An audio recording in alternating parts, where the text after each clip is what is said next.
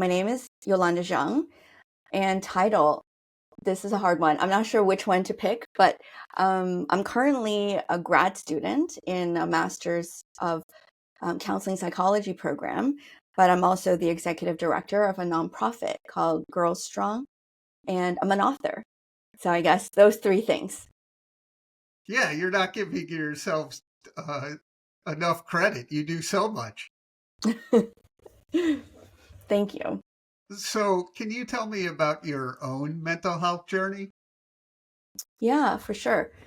So that started, gosh, 25 years ago, like a quarter of a century. So I was 20 years old in second year of engineering in Canada, and I started having really severe depressive symptoms, never experienced them before, and very dark thoughts, suicidal thoughts. Wasn't able to get up for school, and really just not myself. So I talked to my parents and we went to see my doctor, and I was diagnosed with major depressive episode. And I was put on antidepressants. And after a few months, it wasn't really working, didn't really um, change any of the symptoms. I was still kind of getting worse and worse in terms of the depression. And at that time, I didn't realize I was actually cycling through moods, but I didn't know it. That I just thought I was getting some relief from depression like every other week, which later on was diagnosed with rapid cycling. So I was put on a medication called Paxil, and that's actually what triggered a hypomanic episode. And I remember at one time I bought 10 pairs of designer jeans in one day. And I would constantly be wanting to buy more and more things, which is very uncharacteristic of me because I don't even like going to the mall typically. So that's actually when I received the diagnosis of bipolar 2. And that really kind of stabilized for a while, being put on um, Epival, which is a mood stabilizer. So I was okay for 7 years. And then I got pregnant and lost the pregnancy, got pregnant again, lost the pregnancy, and then got pregnant a third time. And I think because of all the hormonal changes with my third pregnancy was when I had severe psychotic symptoms, and I was hospitalized in actually PICU while I was pregnant with my daughter. And my diagnosis changed from bipolar 2 with rapid cycling to bipolar 1. And that was 14 years ago when my diagnosis changed. And for me, I live with bipolar disorder too. And Yeah. talking to people like you with similar experience makes me feel like not alone. Do you feel the same way? Oh, yeah, 100%. I feel like because there are not that many people living with bipolar disorder, and I think even fewer that share about it Yeah. openly, like you do, like I do, I think when we connect, there is this immediate bond and understanding that, we're not alone, because only about 2% of the population actually get diagnosed with bipolar disorder. And it's also a condition that people feel a lot of shame around. And so that's also why so few people do share about this openly. So, what inspired you to make your mission helping other people with bipolar? I think this is something I have always felt was important, to turn my pain into purpose, whether that is living with bipolar disorder or having had a challenging um, childhood or relationship with my mom, like a lot of these things that were quite painful for me to experience, I find sharing about it to help hopefully other people feel less alone and feel less ashamed about their experience actually bring a lot of comfort for me. Also to know that maybe what I have experienced, those challenges, is for a greater purpose other than just having gone through a really hard time. So I think it's also a really selfish reason because it does make me feel better about um, my own experience, that it has a greater purpose. How are you doing now? So I think, like we talked about the previous time together, it's that having a better understanding of how to protect my own mental health, to change the way maybe I look at work, right? How to structure work. So I definitely, I'm not cured. I don't think there's ever a cure for bipolar disorder.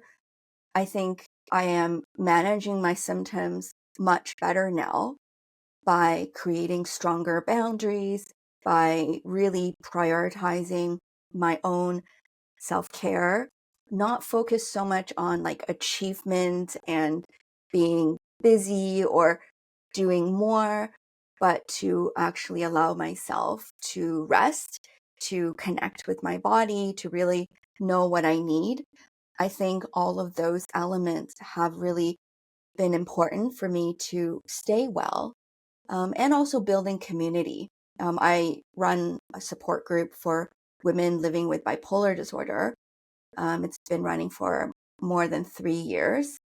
I've recently actually put a pause to that because I was finishing my book. And so even doing that was something I could never imagine before, like putting pause on something just because I'm taking on more things is something I never do. I always just keep taking on more and more things, and never taking a break. So I think it's a growing experience.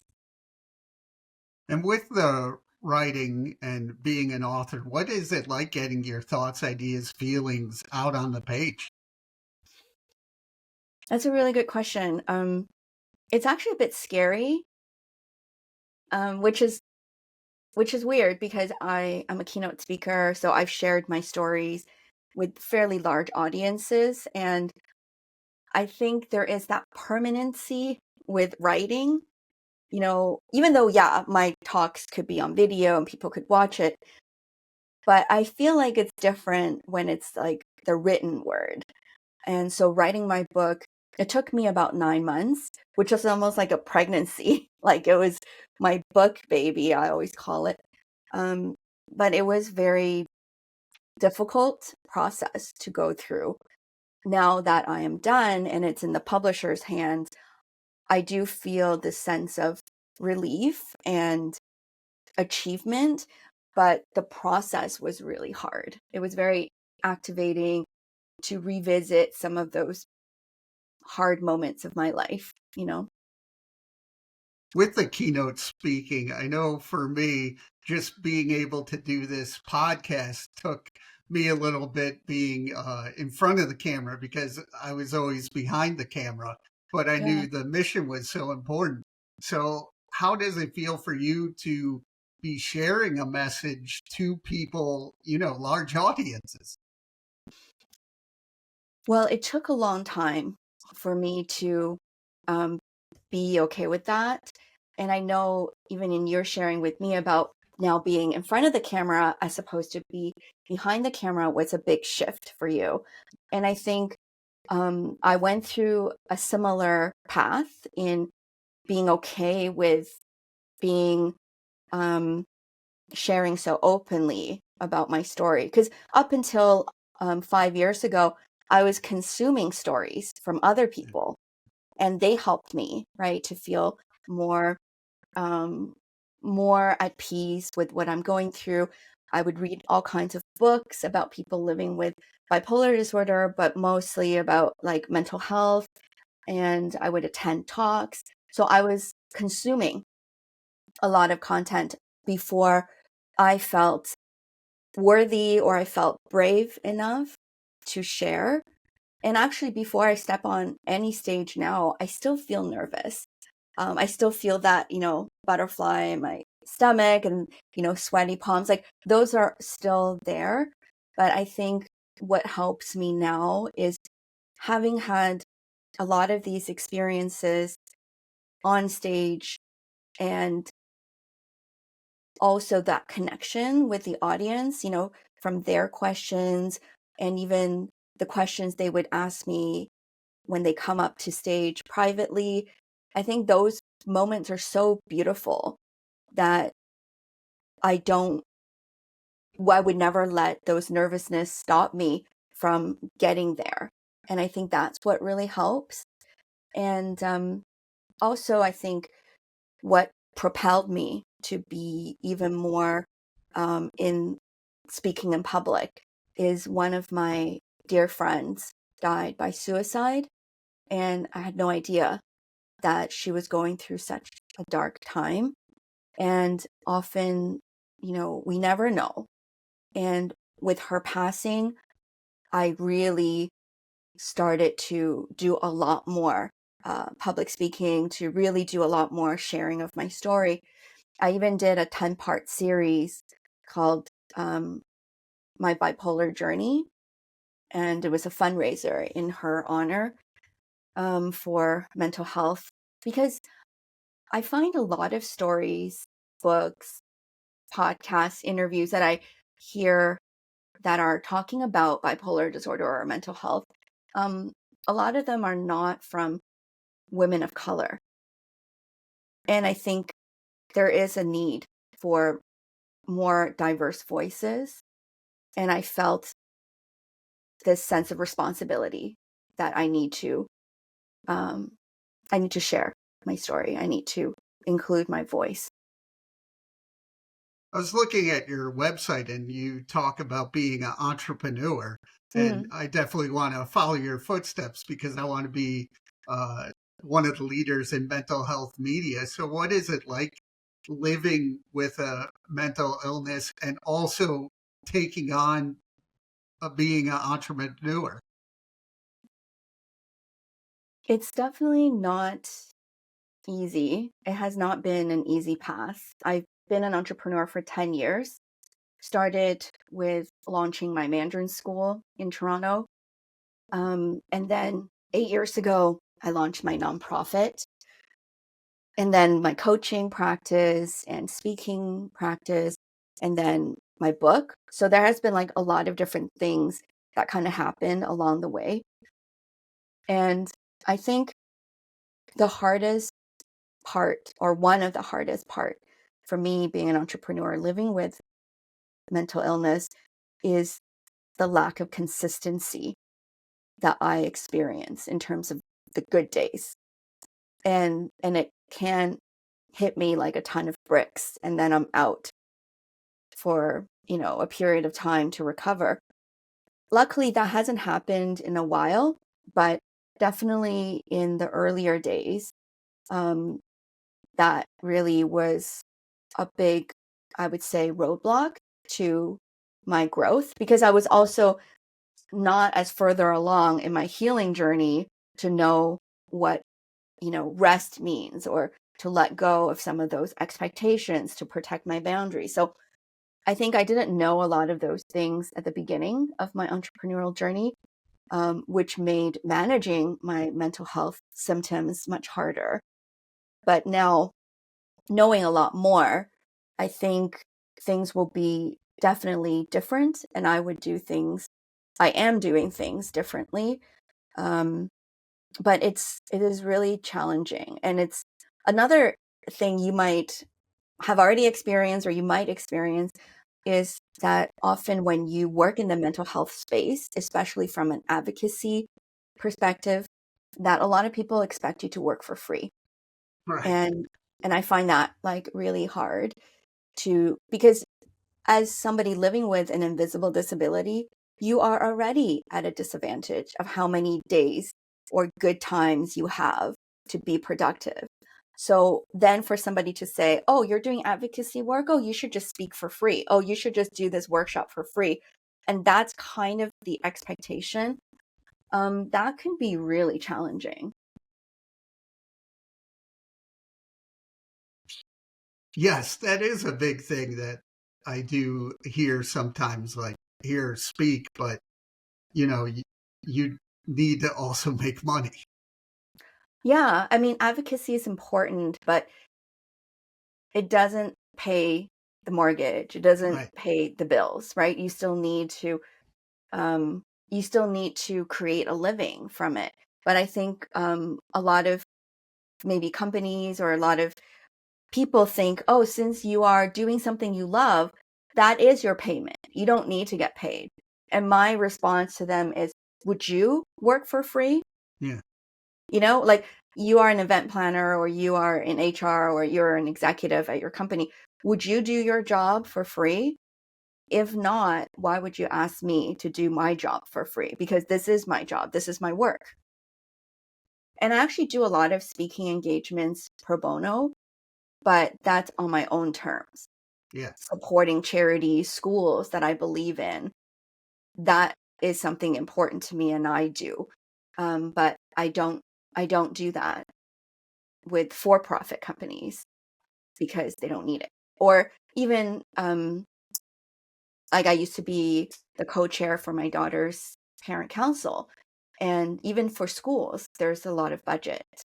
There can be budget for guest speakers too. So I think I think there needs to be a shift in the concept of free work, right? That who do you expect to work for free and why? What do you do to help your own mental health?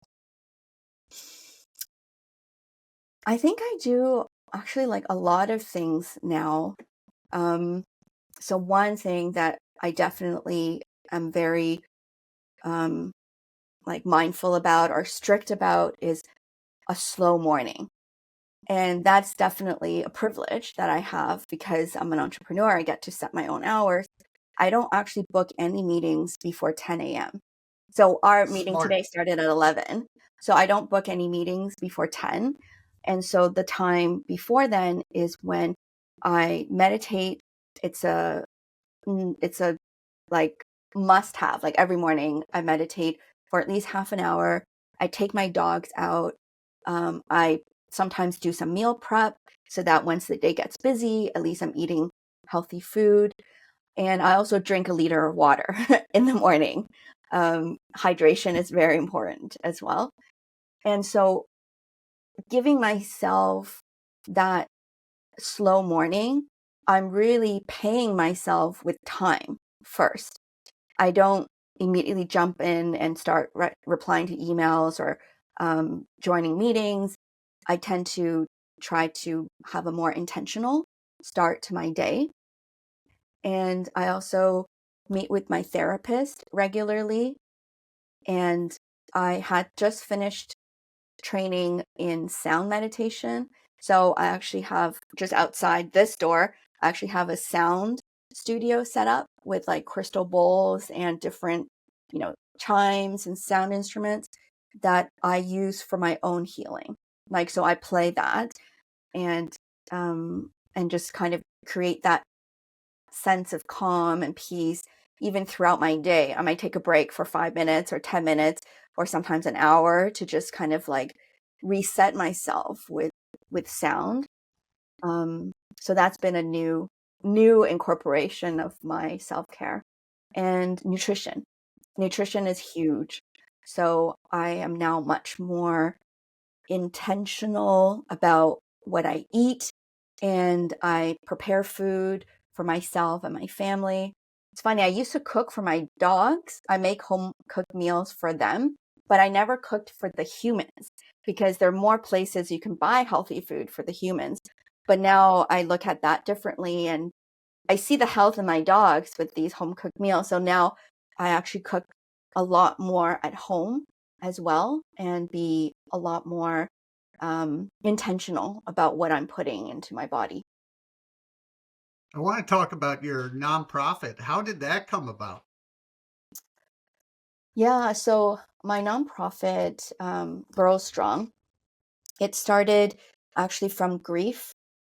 So I lost my grandmother to pancreatic cancer 8 years ago, and she is a very important figure in my life. She raised me from birth until about 4 years old, and she was my mom. Like, I didn't know my mom until I was almost four.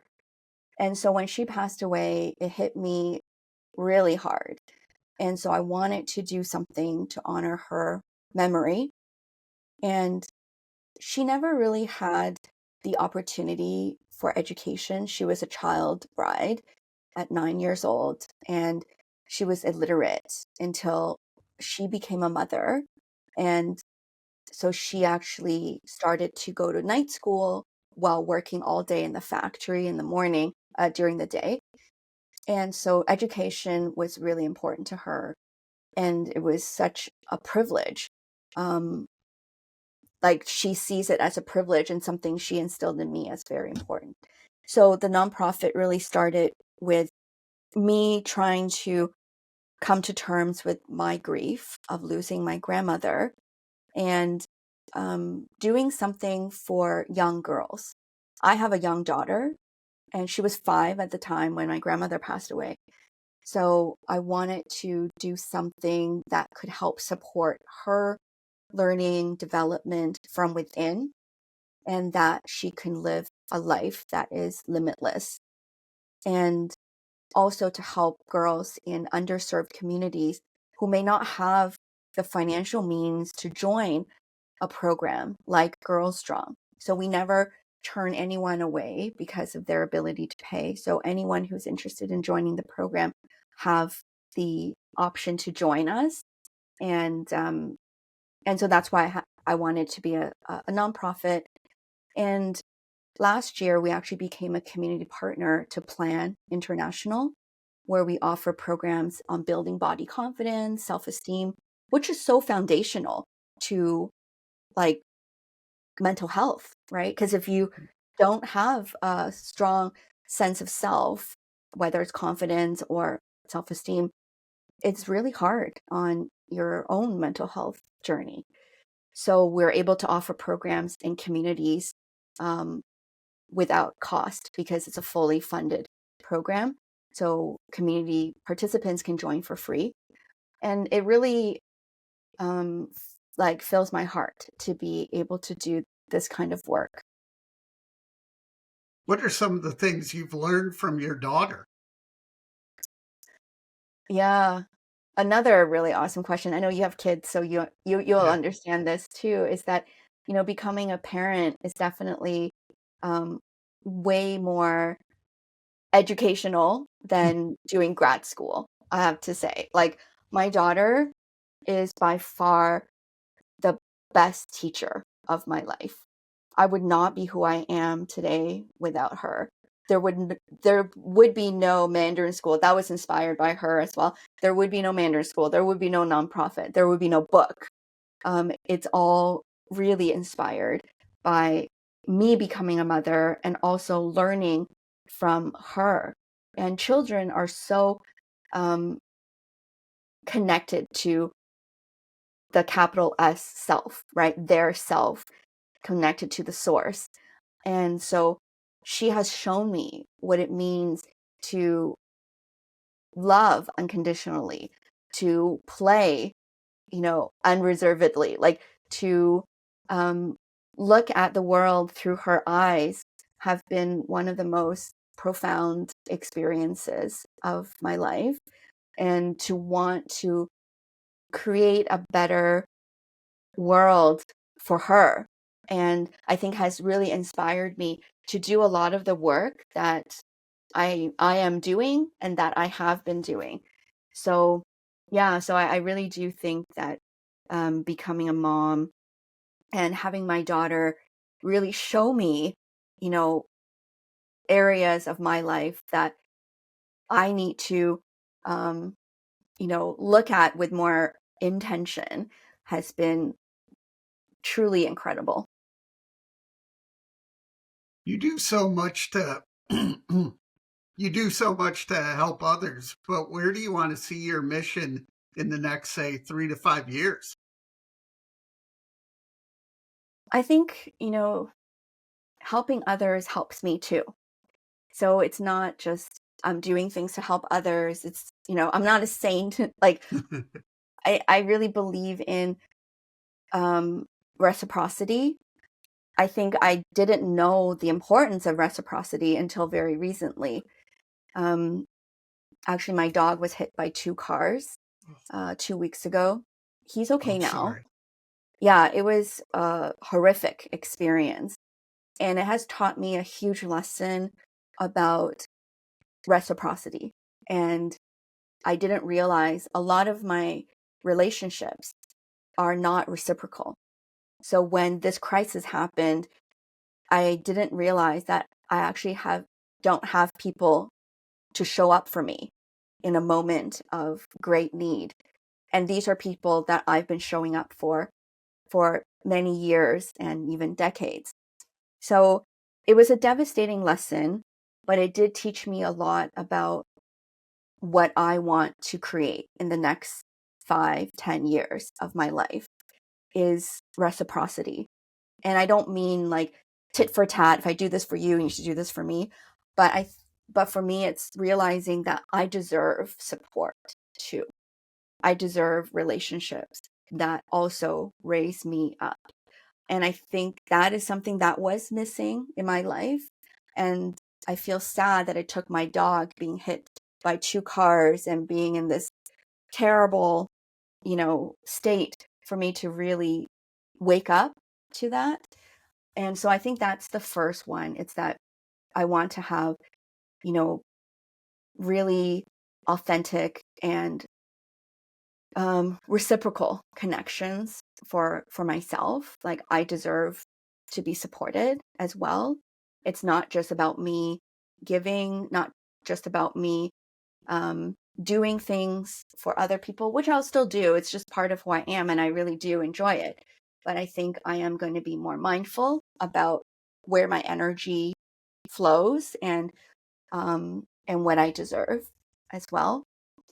And in terms of professionally, I'm finishing my master's in counseling psychology.